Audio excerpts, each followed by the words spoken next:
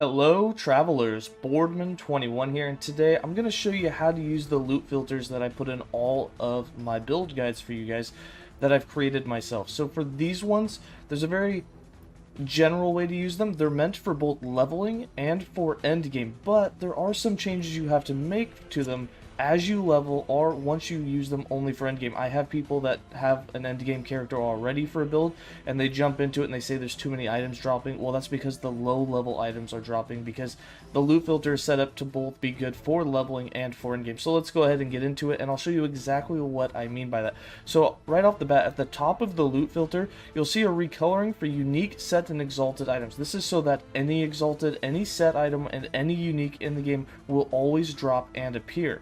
And I'm going to show you exactly what they're going to look like in the setup. So if a unique drops, you're going to see it's this pinkish color, and it's obviously going to have that legendary beam. This goes for exalted items as well. You're going to have it pop up in the same color, although it won't have the same background and it doesn't have the beam. But when they do give us the option for that in the future, I will make sure that they do that so that all the exalted items as well will appear. Then we have hidden items. Usually I hide everything that is not to your class. You can easily change this. So right now I'm hiding all Primalist, Mage, Sentinel, and Rogue things because I'm playing an Acolyte. In here, if you want things to appear for those classes as well, you can simply either delete this or just uncheck the box. By unchecking it, it means that long will no longer apply and you'll see things for other classes. I also hide types. Things that will be hidden are all the weapon types and the offhands that are not going to be used by your build. If you would like to, let's say I have a one-handed build version that I'm using and you want to see two-handers, this is where you'll have to change it. You'll have to make it so that two-handers are not hidden or vice versa. Simply unchecking the box or going in there and just taking out that one thing is an easy way to change it.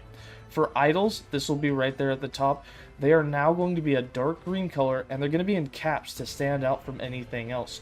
So if I drop an idol that I want, you're going to notice it's all caps and it's going to be in this green color. That's just to make it pop out from the low level tier green items that you'll see here soon. Then we have orange. Orange is new. There's only one build guide that currently has orange. I just set it up today. Orange is going to be an item that has at least 3 of the affixes that you want. So it's either going to have 3 or 4 affixes you want, and it's going to have at least 12 tiers between those affixes. So it's going to be a really, really great base item that's going to allow you to craft on it, and you should easily be able to get tier 14 plus on it.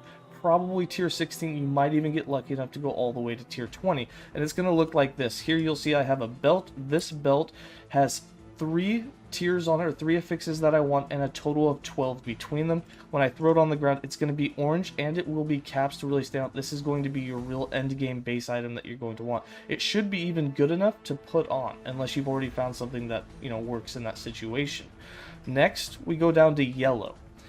For yellow is going to need 3 affixes as well, but only 8 tier levels in it. So that means that something like this, that has the 3 affixes I want, but it only has, this has 9 tier levels on it.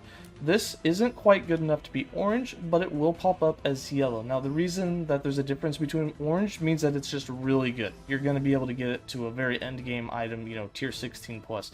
Yellow means it's still a good base, but it's very unlikely to go to tier 18, 19, 20, but it's still good enough that you should be able to put it on. Below that, we have red. Now, red is something that's good mid-game.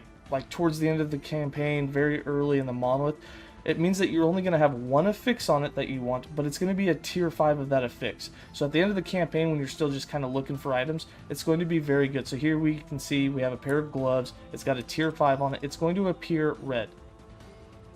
Below that, we have blue. Blue is going to be the same thing, just needs 1 affix, but it's going to have a tier 3 to it or higher. Well, not higher like tier 5. It's going to be tier 3 or 4, and you'll see it pops up blue. And then if you have an item like this that's just tier 1 or tier 2 with 1 affix that you want, it's going to pop up green, which is the very low color. It's a brighter green, not the dark like the idols. It's also not capped. Now, the other thing that we have here, when you level up, right when you start a new character, tier 1's really powerful. You need items. You're not wearing anything, and that's why green is here.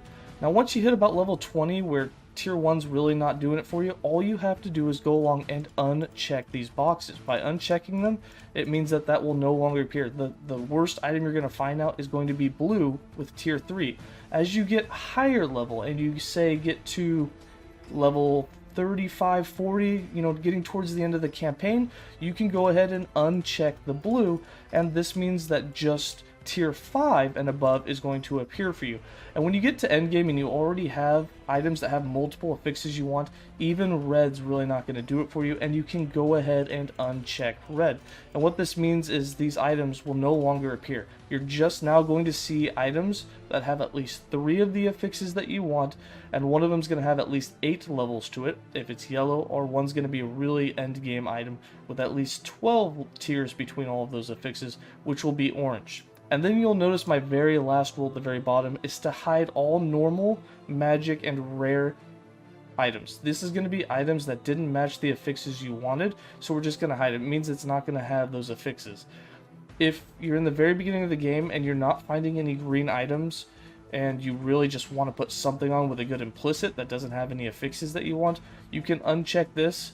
But by about level 15, I'd recommend putting it back on if you want to just find items that it is that you want, specifically designed by the loot filter. Anyways, that's how the loot filter works. I hope that you guys like the new orange that's been added to it, and the differential with the green that's been added, and the caps for the idols. Let me know in the comments below, and if you guys would like another change made to it or something that would be more quality of life, let me know and I'll see what I can do with it. As always, stay safe, travelers, and have a good day.